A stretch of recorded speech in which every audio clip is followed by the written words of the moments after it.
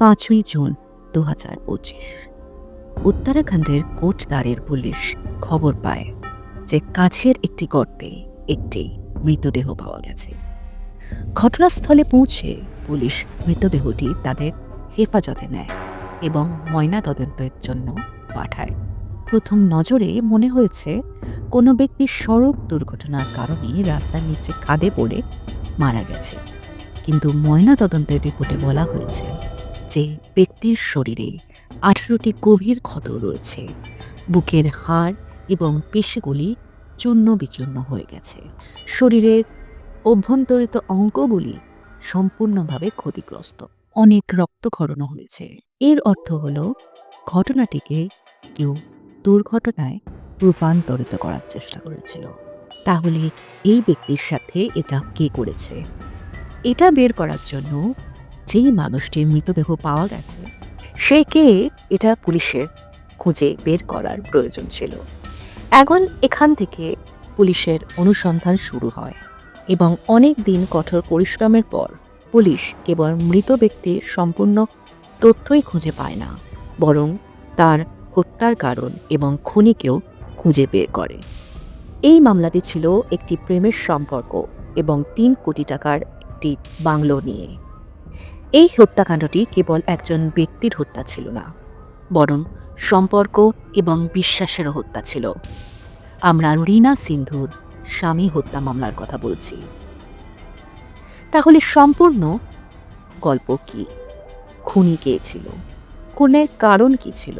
আর police কিভাবে এই মামলা সম্পর্কে জানতে পেরেছিল? আসুন বিস্তারিতভাবে সবকিছু জেনে নিই। যেমনটি আমরা বলেছি, 5ই জুন 2025 তারিখে উত্তরাখণ্ড কোটদ্বারের পুলিশকে কাছের একটি খাদে একটি মৃতদেহ পড়ে থাকার খবর দেওয়া হয়। প্রাথমিকভাবে সন্দেহটি দুর্ঘটনার ছিল, কিন্তু ময়নাতদন্তের রিপোর্টে হত্যার সন্দেহ দেখানো হয়। তাই বিষয়টি গভীরে যাওয়ার জন্য পুলিশ মৃতদেহটি শনাক্ত করার চেষ্টা শুরু করে। কিন্তু অনেক চেষ্টা করার পরেও পুলিশ কোথাও থেকে কোনো সূত্র পায় না। এর মধ্যেই 2টি মহিলা অবশ্যই থানায় আসে, এসে মৃত ব্যক্তিকে তাদের স্বামী বলে। কিন্তু পরবর্তী তদন্তে প্রমাণের ভিত্তিতে দাবিটি নিশ্চিত করা যায় না। এই কারণে পুলিশের অনুসন্ধান অসম্পূর্ণ থেকে যায়। এর মধ্যে অনেক দিন কেটে যায়। পুলিশ এখন নিখোঁজ দেহটি শনাক্ত করার জন্য স্থানীয় সংবাদপত্র এবং সোশ্যাল মিডিয়ায় এই সম্পর্কিত তথ্য প্রকাশ করে। সংবাদপত্রে মৃতদেহের গায়ে পাওয়া পোশাক সম্পর্কে তথ্য, তার পাশাপাশি তার চেহারা সম্পর্কেও তথ্য দেওয়া হয়। এই খবরটি দিল্লিতে বসবাসকারী রাজেশ কুমার নামে এক ব্যক্তির হাতে পড়ে। রাজেশ কুমার আগে দিল্লিতে থাকতেন, কিন্তু তার ভাই পরিবার থেকে আলাদা হয়ে যাওয়ার পর কিছুদিন ধরে মুরাদাবাদে বসবাস করছিলেন। তার ভাইয়ের নাম ছিল রবীন্দ্র কুমার। ব্যবসায় ব্যস্ত থাকার কারণে রবীন্দ্র এবং রাজেশের মধ্যে কথা বলা খুব কম হতো, তবে 1-2 সপ্তাহের মধ্যে তারা অবশ্যই কথা বলতো। কিন্তু এই প্রথমবারের মতো রাজেশ তার ভাইয়ের সাথে অনেক দিন কথা বলতে পারেনি। এই সময় রাজেশ তার বৌদি অর্থাৎ রবীন্দ্রের স্ত্রীর কাছ থেকেও তার ভাইয়ের সম্পর্কে তথ্য নিয়েছিল। তাই সে বলেছিল যে তার ভাই কোথাও বেরিয়ে গেছে। রাজেশ তার বৌদির কথা বিশ্বাস করে না যে তার ভাই কোথায় বেরিয়ে যাবে। আর খবরের কাগজে দেওয়া তথ্য এবং মৃতদেহের কাছে পাওয়া পোশাকের ভিত্তিতে সে অনুমান করতে শুরু করে যে এই মৃতদেহটি তার ভাইয়ের হতে পারে। এই ভিত্তিতে রাজেশ এখন সোজা উত্তরাখণ্ডে যায় এবং 17ই জুন কোটদ্বার থানায় তার ভাইয়ের নিখোঁজ রিপোর্ট দায়ের করে। পুলিশের সামনে সে তার বৌদি রীনা সিন্ধুর বিরুদ্ধে তার ভাইকে নিখোঁজ করার অভিযোগ করে। রাজেশের অভিযোগের ভিত্তিতে পুলিশ তদন্ত করে এবং আরও তদন্তে নিশ্চিত হয়ে যায় যে 5 তারিখে পাওয়া মৃতদেহটি আসলে রাজেশ কুমারের ভাই রবীন্দ্র কুমারের, যিনি দিল্লিতে থাকেন। পুলিশ যখন রবীন্দ্র কুমারের সম্পর্কে আরও তথ্য জানতে পারে, তখন জানা যায় যে রবীন্দ্র কুমার দিল্লির রাজকুরি থেকে এসেছিলেন। এখানে ভাইদের মধ্যে সম্পত্তি ভাগাভাগির পরেও রবীন্দ্রের নামে অনেক জমি এবং অনেক বাড়ি রয়েছে। রবীন্দ্র আগে আশা কুমারী নামে একটি মেয়ের সাথে বিবাহ বন্ধনে আবদ্ধ হয়েছিলেন। কিছুদিন পর তার ঘরে একটি পুত্র সন্তানেরও জন্ম হয়, যার নাম হর্ষদ। আশা এবং রবীন্দ্রের দাম্পত্য জীবন ভালোই চলছিল, কিন্তু কিছুদিন পর দুজনের মধ্যে ঝগড়া হতে শুরু করে। ঝগড়ার পর রবীন্দ্র তার স্ত্রী এবং ছেলেকে বাড়িতে রেখে হরিদ্বার চলে যায়। সে এখানে অনেকদিন থাকে। এই সময় তার সাথে রীনা সিন্ধু নামে একটি মেয়ের দেখা হয়। রীনা এবং রবীন্দ্রের বয়সের পার্থক্য ছিল প্রায় 20 বছর। তা সত্ত্বেও রীনা এবং রবীন্দ্র একে অপরকে ভালোবাসতে শুরু করে। সময়ের সাথে সাথে দুজনের ভালোবাসা আরও বেড়ে যায় এবং বাড়িতে স্ত্রী এবং পুত্র থাকা সত্ত্বেও রবীন্দ্র কাউকে না বলে চুপচাপ রীনা সিন্ধুর সাথে একটি পরকীয়া সম্পর্কে জড়িয়ে পড়ে। কিছুদিন লিভিংয়ে থাকার পর রবীন্দ্র 2011 সালে তার বান্ধবী রীনা সিন্ধুকে বিয়ে করেন।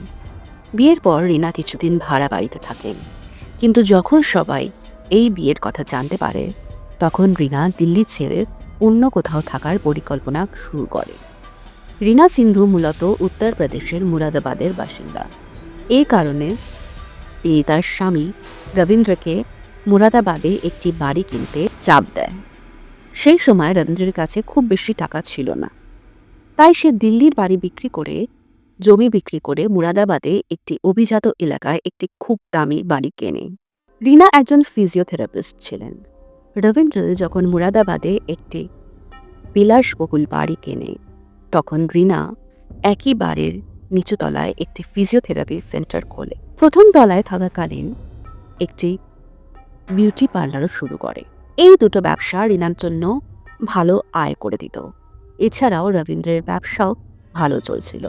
এখন পুলিশ মৃত ব্যক্তির ভাইয়ের থেকে মৃত ব্যক্তির ব্যাপারে অনেক কিছু জানতে পারে। এখন কে হত্যা করেছে এবং কিভাবে এটি ঘটেছে এটি পুলিশ জানত না। তাই পুলিশ সিদ্ধান্ত নেন রীনার কাছে পৌঁছবেন, কারণ সেই সময় রীনাই ছিলেন রবীন্দ্রের স্ত্রী এবং রবীন্দ্র তার সাথেই থাকতেন। শীঘ্রই পুলিশ রীনার সম্পর্কে তথ্য পায়। পুলিশ যখন রীনাকে যোগাযোগ করে তখন সেও সামনে আসে। প্রাথমিকভাবে জিজ্ঞাসাবাদে রীনা পুলিশকে বলে যে তার এবং রবীন্দ্রের ব্যবসা ভালোই চলছিল, কিন্তু সম্প্রতি রবীন্দ্রের ব্যবসায়িক ক্ষতি হয়। এর ফলে সে লক্ষ লক্ষ টাকা ঋণে ডুবে যায়। এদিকে রবীন্দ্রের 18 লক্ষ টাকার চেকও বাউন্স হয়ে যায়। চেক বাউন্সের কারণে রবীন্দ্রকে 6 মাসের কারাদণ্ড দেওয়া হয়। এর পাশাপাশি তার উপর মোটা অঙ্কের জরিমানার আরোপও দেওয়া হয়। রীনার বক্তব্য অনুসারে ঋণ খেলাপিরা তাকে ক্রমাগত হয়রানি করছিল। নিজেকে বাঁচাতে রবীন্দ্র তার মোবাইল ফোনটি বাড়িতে রেখে চুপচাপ উত্তরাখণ্ডে চলে যান। পুলিশ তদন্তে প্রমাণিত হয়েছে যে রবীন্দ্রের 18 লক্ষ টাকার চেক আসলেই বাউন্স হয়েছিল এবং তাকে 6 মাস কারাদণ্ড দেওয়া হয়েছিল। যদিও রবীন্দ্রের ভাই রাজেশ তার বৌদি রীনা সিন্ধুর বিরুদ্ধে তার ভাইকে হত্যার অভিযোগ এনেছিলেন, কিন্তু পুলিশ তদন্তে রীনাকে সন্দেহ করার মতো কিছুই পাওয়া যায়নি। আপাতত পুলিশ রীনাকে ছেড়ে দেয়, কিন্তু তার উপর নজর রাখা হয়েছিল। একই তদন্তে পুলিশ রবীন্দ্রের এসইউভি 500 গাড়িটি নয়ডার একটি পার্কিং লটে পরিত্যক্ত অবস্থায় পায়। রবীন্দ্রের মৃতদেহ উত্তরাখণ্ডে পাওয়া যায় এবং গাড়িটি নয়ডাতে পাওয়া যায়। এটি কিভাবে ঘটেছিল? এই প্রশ্নের সমাধানের জন্য পুলিশ এই রুটের সমস্ত টোল প্লাজার সিসিটিভি ফুটেজ অনুসন্ধান শুরু করে। পুলিশের ধারণা এই গাড়িটি অবশ্যই উত্তরাখণ্ড থেকে নয়ডায় নিয়ে যাওয়া হয়েছিল। পুলিশও এটিকে সত্য বলে মনে করে। এই রুটের দুটি টোল প্লাজায় গাড়িটি দেখা যায়। ড্রাইভিং সিটে একজন পুরুষকে দেখা যায় আর তার পাশের সিটে রীনা সিন্ধুকে বসে থাকতে দেখা যায়। রীনা তার জবানবন্দিতে পুলিশকে জানিয়েছে যে সে দীর্ঘদিন ধরে মুরাদাবাদে বাস করেছে। অন্যদিকে সিসিটিভি ফুটেজ অন্য কিছু বলছে। আরও তদন্ত করলে দেখা যায় যে গত কয়েকদিনে উত্তরাখণ্ডে রিনার মোবাইল লোকেশনও বেশ কয়েকবার পরিবর্তন করা হয়েছে। এছাড়াও রিনা একটি নম্বরে ক্রমাগত কথা বলেছে। এই নম্বরটি পরিতোষ কুমার নামে একটি ব্যক্তির। পরিতোষের মোবাইল নম্বরে লোকেশন হিস্ট্রি বের করলে দেখা যায় যে অনেক সময় পরিতোষ এবং রিনার লোকেশন হুবহু একই ছিল। শুধু তাই নয়, তদন্তের সময় পুলিশ মৃতদেহের পকেট থেকে একটি চিরকুট খুঁজে পায়, যাতে হরিদ্বারের একটি গেস্ট হাউসের তথ্য ছিল। দেখা যায় যে 26শে মে রবীন্দ্র সেই গেস্ট হাউসে অবস্থান করেছিলেন। 26শে মে পুলিশ যখন সিসিটিভি ফুটেজ পরীক্ষা করে, তখন দেখা যায় যে রিনা এবং পরিতোষও সেই একই গেস্ট হাউসের অন্য ঘরে। একদিকে স্বামী থাকছিলেন আর অন্যদিকে তারই স্ত্রী একই হোটেলের একটি অন্য রুমে একটি অপরিচিত ব্যক্তির সাথে থাকছিলেন। সামগ্রিকভাবে পুলিশ তদন্ত যত এগোচ্ছে, রিনার বিরুদ্ধে এমন অনেক প্রমাণ পাওয়া যাচ্ছে, যার কারণে রিনার প্রতি পুলিশের সন্দেহ আরও গভীর হয়েই চলেছে। বিষয়টির সত্যতা জানতে পুলিশ আবারও রিনা সিন্ধুকে গ্রেফতার করে এবং তদন্ত শুরু করে। প্রাথমিকভাবে রিনা তার পুরনো বক্তব্যে অনড় থাকে, কিন্তু পুলিশ যখন একে একে রিনাকে জিজ্ঞাসাবাদ শুরু করে, তখন সে কোনো উত্তর দেয় না। কিছুক্ষণ পর রিনা বুঝতে পারে যে সে আর পুলিশকে বিভ্রান্ত করতে পারবে না। এই কারণে পুলিশের সামনে সত্য স্বীকার করে এবং সে এক চমকপ্রদ স্বীকারোক্তি দেয়। রিনার বক্তব্য অনুসারে রবীন্দ্রকে বিয়ে করার পর তাদের জীবন ভালোই চলছিল। কিছু সময় আগে রবীন্দ্রের ব্যবসায় লোকসান হয় এবং সে অনেকের কাছ থেকে টাকা ধার করে। এর মধ্যে তার 18 লক্ষ টাকার চেক বাউন্স হয়ে যায়। ঋণ পরিশোধের জন্য রবীন্দ্রের উপর প্রচণ্ড চাপ ছিল। এই কারণে সে মুরাদাবাদে কেনা তার বাড়িটি বিক্রি করার পরিকল্পনা শুরু করে। মুরাদাবাদের বাড়িটির দাম ছিল প্রায় 3 কোটি টাকা। এই বাড়িটি বিক্রি করে রবীন্দ্র কেবল তার ঋণ পরিশোধ করতে পারতেন না, বরং ব্যবসা পুনরায় প্রতিষ্ঠা করতে পারতেন। কিন্তু রিনা কোনো মূলেই বাড়িটি বিক্রি করতে রাজি ছিলেন না। এই কারণে রিনা এবং রবীন্দ্রের মধ্যে অনেক ঝগড়া শুরু হয়। ইতিমধ্যে ঋণ খেলাপিদের হাত থেকে বাঁচতে রবীন্দ্র চুপি চুপি হরিদ্বার চলে যায়। রবীন্দ্র এখন তার বেশিরভাগ সময় বাড়ির বাইরে কাটায়। ইতিমধ্যে রিনার ফিজিওথেরাপি সেন্টারে পরিতোষ কুমার নামে একজন ক্লায়েন্ট আসে। তিনি এখানে তার চিকিৎসার জন্য এসেছিলেন। রিনা তার ক্লায়েন্ট পরিতোষকে বলেন যে আপনাকে প্রায় 10 দিন ধরে একটি ফিজিও সেশন নিতে হবে, তাহলে আপনি রোগ থেকে মুক্তি পাবেন। রিনার পরামর্শ অনুযায়ী পরিতোষ চিকিৎসার জন্য রিনার ক্লিনিকে আসতে থাকে। পুলিশের সামনে দেওয়া রিনার জবানবন্দি অনুযায়ী যখন পরিতোষ ক্রমাগত চিকিৎসার জন্য তার কাছে আসে, তখন রিনা এবং পরিতোষের মধ্যে ঘনিষ্ঠতা বৃদ্ধি পায়। দুজনেই একে অপরকে ভালোবাসতে শুরু করে। অন্যদিকে রবীন্দ্র টাকার জন্য চিন্তিত ছিল। সে বাড়িটি বিক্রি করতে চেয়েছিল। এই বিষয়ে রিনা পরিতোষের সাথেও কথা বলে এবং তাকে বলে যে যদি আমি রবীন্দ্রকে ছেড়ে দিই, তাহলে আমি তোমাকে বিয়ে করব। রিনা পরিতোষকে আরও বলে যে এই বাড়িটির দাম 3 কোটি টাকা। রবীন্দ্র এই বাড়িটি বিক্রি করতে চায়। যদি আমরা তার আগে রবীন্দ্রকে শেষ করি, তাহলে বিষয়টি শান্ত হবার পর আমরা এই বাড়িটি বিক্রি করে শান্তিতে বসবাস করব। শুধু তাই নয়, রিনা পরিতোষকে তাৎক্ষণিকভাবে 10 লক্ষ টাকা দেওয়ার প্রতিশ্রুতিও দেয়। পরিতোষ এই প্রস্তাব পছন্দ করে এবং এখন সে রবীন্দ্রকে হত্যার ষড়যন্ত্রে রিনার সাথে যোগ দেয়। এই পরিকল্পনা অনুসারে 26শে মে যখন রবীন্দ্র হরিদ্বারের গেস্ট হাউসে অবস্থান করেছিলেন, তখন রিনাও গোপনে পরিতোষকে সেখানে নিয়ে যায় এবং তাকে হত্যার পরিকল্পনা শুরু করে। এরপর রিনা একদিন তার স্বামী রবীন্দ্রকে তার বাড়িতে ডেকে নিয়ে পরিতোষের সাথে পরিচয় করিয়ে দেওয়ার সময় বলে যে পরিতোষ তার ক্লিনিকে চিকিৎসার জন্য আসে। রবীন্দ্রের সামনে সে পরিতোষকে তার রাখিওয়ালা ভাই বলে রাখে। যেহেতু রিনা পরিতোষকে তার রাখিওয়ালা ভাই বলছিল, তাই রবীন্দ্র তাদের সম্পর্কে কোনো সন্দেহ করে না। এদিকে ৩১শে মে রিনা তার স্বামী রবীন্দ্রকে বলে যে পরিতোষ তার বাড়িতে একটি ছোট্ট পার্টি দিয়েছে এবং সে আমাদের দুজনকে নিমন্ত্রণ করেছে। তুমি যদি আসো তাহলে খুব ভালো হয়। রবীন্দ্র এই পার্টিতে যেতে রাজি হয়। পরিকল্পনা অনুসারে ৩১শে মে রবীন্দ্র রিনাকে নিয়ে পরিতোষের বাড়িতে যায়। পরিতোষের বাড়ি উত্তরপ্রদেশের বিজনোর জেলার নাগিনায়। বাড়ি ফিরে তিনজনেরই শুরু হয় মদের দৌড়। ইচ্ছাকৃতভাবে পরিতোষ রবীন্দ্রকে প্রচুর মদ্যপান করায়। প্রচুর মদ্যপানের কারণে রবীন্দ্র খুব নেশাগ্রস্ত হয়ে পড়ে এবং তার জ্ঞান হারিয়ে ফেলে।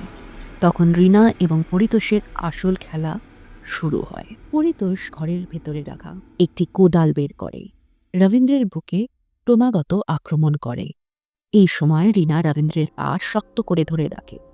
এই সময় পরিতোষ রবীন্দ্রের বুক, মাথা এবং শরীরে ক্রমাগত আক্রমণ করতেই থাকে। এই কারণে রবীন্দ্রের কয়েক মিনিটের মধ্যেই শ্বাস বন্ধ হয়ে যায়। এরপরে পরিতোষ এবং রিনা একসাথে রবীন্দ্রের মৃতদেহ ফেলে দেওয়ার পরিকল্পনা শুরু করে।